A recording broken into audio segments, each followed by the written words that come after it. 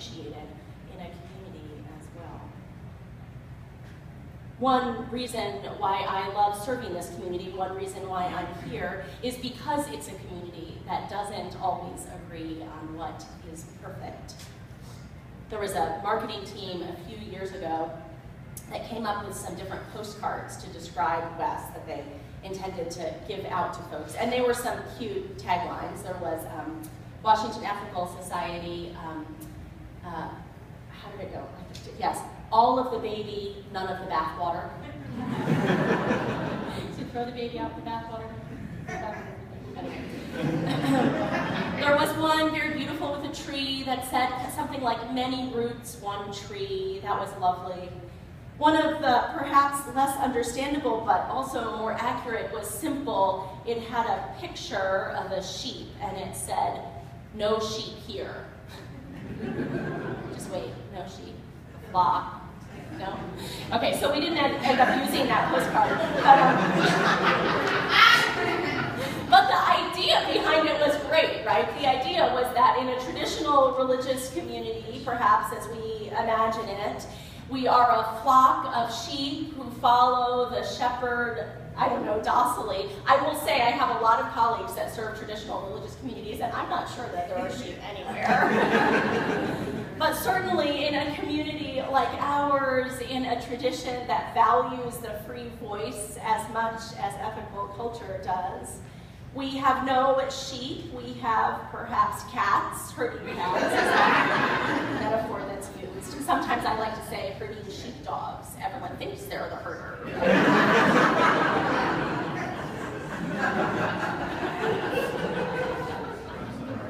It is the joy and also the challenge of leading a community that honors different opinions, and which has plenty of them. So, do we just throw our hands in the air and say, oh well, we'll never all be happy, we'll study that brochure, you know, that says so, and it's a sort of existentialist approach, I guess. Oh well, you know, life, c'est la vie. But another key part of existentialism is that we create meaning together, that we are responsible for the meaning that we find in the world, and responsible for the kind of community that we create. I have a favorite quote that's attributed to Voltaire. I don't know if it really was him, but I tell it to myself all the time. Don't let the perfect be the enemy of the good. Do you know that quote? And it says to me that even though we can't ever reach perfection, either individually or as a community, still we have a responsibility to try to be better, personally and as a community as well. That's actually part of what enables forgiveness, I think. My younger daughter has a song she learned. She goes to a Jewish preschool, and she has a song she learned there for Yom Kippur, which she always remembers the beginning of. It's very sweet. It goes, I'm sorry, I'm really, really sorry. And then every time she goes, is that it, Mommy? Is there more of that song? It is. The very end is, I'll try not to do it again. I'll try to really drive that home with my 3-year-old. That's part of the song too. So that trying not to do it again, how we get better, if not perfect, as a community. It's something we've been talking about a lot in different places in the community over months and months. And so today, actually, how many of you remember the committee called the CCLS? Anyone remember that? Okay, how many people? So there's like 10 people raising their hands. Anyone know what it stands for? Like 2 people, right? 3 people maybe, who have been on it. Cheater. So the Committee on Community and Leadership Support, I think. Yeah. I think that's right, has been talking for many months and has been reformed recently with some new folks on that committee, on that team, and talking about how we as a community continue to do that getting better. Not perfect, but better. And especially, how do we hear about the imperfections as they occur? How do we give people space to be able to voice them? Because here is the way that some communities take care of voicing imperfections or voicing complaints, let's say, right? Because everybody has complaints. Can I pick on you, Dana? Dana likes feedback, so Dana, let's say, ran a adult ed class, and I took that class. And, I liked some of it, but some of it was really, I didn't think it was good at all. And so, probably the best thing for me to do would be to tell Lee about it, right?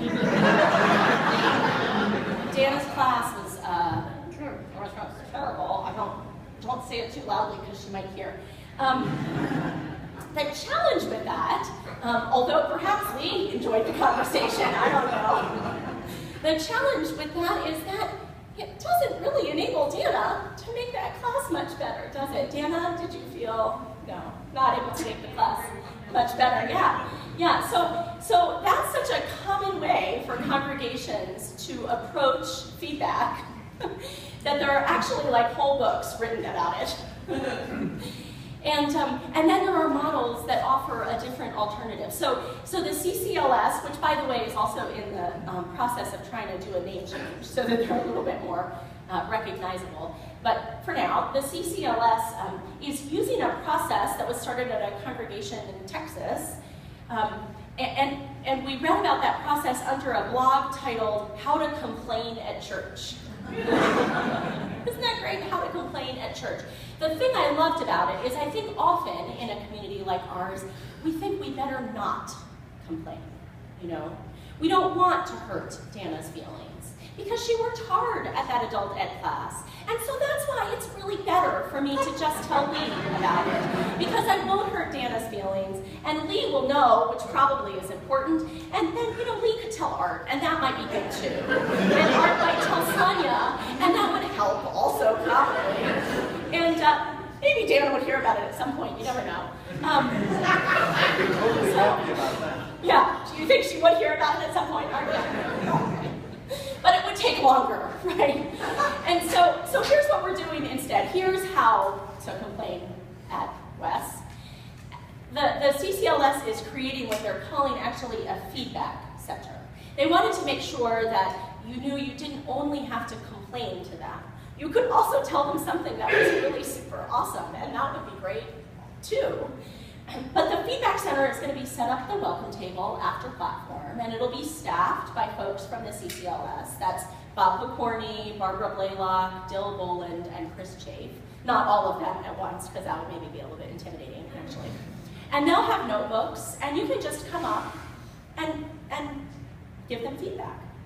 You can say, I liked this, or that really didn't work for me, or that song kind of bothered me, or it spoke to me in a really deep way, or I really dislike the paint color, or I wish we had 3-ply toilet paper instead of 1-ply toilet paper. You can tell them, I think, whatever you'd like to tell them.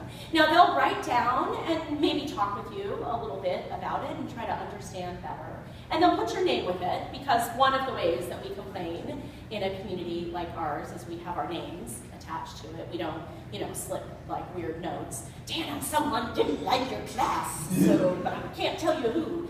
And then they'll get that information to the person who might be able to do something about it. And sometimes, this is an important caveat, sometimes that person will take your feedback and say, I completely agree with you, 3-ply would be way better. And then lo and behold, we'll have 3-ply toilet paper in the bathrooms. Sometimes, too, that person will get your feedback and will say, I really hear an honor that you would like to have. I don't know why I'm talking about toilet paper. I'd like to say that was not my script. Let's come up with something else. Let's see. Sugar. Oh, stevia. Let's talk about sweeteners in your coffee. Someone actually came to me about this recently. Okay, yes. So someone will say, I really wish that there were stevia, right? And maybe you can have stevia. That's great, and we can set it up. And we're so glad we know that you really wanted stevia, and it was like a deep longing that you hadn't voiced, or maybe you'd only told me about it. Who doesn't stock the sweeteners? Don't tell them about the blue bottle. But maybe, also, we'll get that information about the stevia and we'll say, well, we can't get stevia because it costs $1 million a pound and we can't. But we can say that we heard you about the stevia and we hear that it's important to you and we're sorry it won't be perfect for you this time. You could bring it from home, says Karen. You could bring your stevia from home, we might say. Let's think about a solution together. But it's a caveat, I think, to remember that that feedback center doesn't mean still that we'll have a community where everything is perfect for everyone all the time. Because that would be a community of one. Not even, because I disagree with myself a lot. That imperfection, that difference of opinion on things big and important, and on things small, maybe, like I was going to say like stevia, but that might be really important to someone. That's part of what it means to be in community together. There is no perfect word to describe Wes, no word that's perfect for each of us, I mean. And frankly, I think that in a community like ours, there probably shouldn't be. There are only words which are perfect to some and imperfect to others. And part of what we are asked to do is to listen to each other as we say them. To notice those imperfections in our own mind that might be perfect for someone else. Our ability to be in community together, to disagree on everything from paint color to the language we use, to notice the way that this place, our place, is imperfect. That is a huge gift. To learn how to stay and be together through those challenges, to find a way for our voices to be heard and understood. To know that sometimes our desires will be fulfilled and sometimes they won't. And that each of us experiences those desires differently. Each of us pulled in slightly different directions, but somehow making a web out of that pulling. That is a thing not of perfection, but of perfect imperfection. I want to close this platform somewhat unusually with a poem because I love it so much. Honestly, I'm not even sure it goes with the platform. But I love it. And it does go with the music that follows the platform, and I couldn't resist that little bit of perfection this morning. This is a poem by Nancy Schaefer. Because we spill not only milk, knocking it over with an elbow when we reach to wipe a small face, but also spill seed on soil we thought was fertile but isn't, and also spill whole lives and only later see in fading light how much is gone and we hadn't intended it. Because we tear not only cloth, thinking to find a true edge and instead making only a hole, but also tear friendships when we grow, and whole mountainsides because we are so many and we want to live right where black oaks lived, once, very quietly and still. Because we forget not only what we were doing in the kitchen and have to go back to the room we were in before, remember why it was left, but also forget entire lexicons of joy, and how we lost ourselves for hours, yet all that time were clearly found and held, and also forget the hungry not at our table.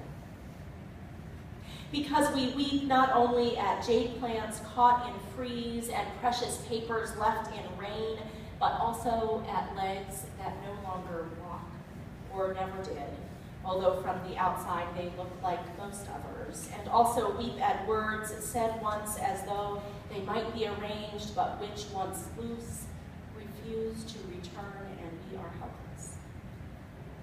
Because we are imperfect and love so deeply, we will never have enough days. We need the gift of starting over, beginning again. Just this constant good, this saving